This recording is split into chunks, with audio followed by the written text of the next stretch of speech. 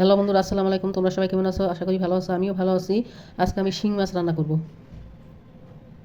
মাছগুলো আমি কেটে ধুয়ে পরিষ্কার করে নিয়েছি। এখন হলুদ লবণ মাখিয়ে নিব।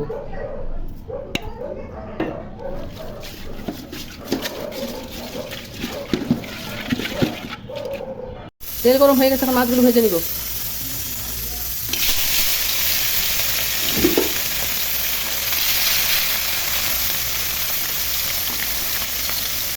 তেল গরম হয়ে গেছে, এখন পেঁয়াজ কুচি দিয়ে দিব।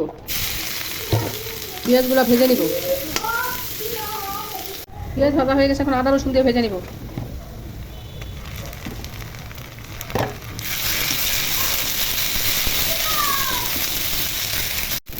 আদা রসুন ভাজা হয়ে গেছে, এখন হলুদ মরিচ ধনিয়া লবণ একসাথে দিয়ে দিব। পানি দিয়ে কষিয়ে নিব।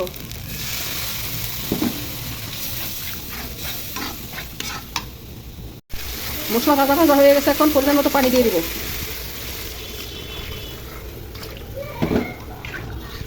এখন ঢেকে দিব। ঢাকনা উঠাই দেখি। এখন মাছ দিয়ে দিব। ঝোলে বলক এসে পড়েছে। এখন ঢেকে দিব। ঢাকনা উঠাই দেখি। তবে এটা এখন জিরার গুঁড়ি দিয়ে দিব।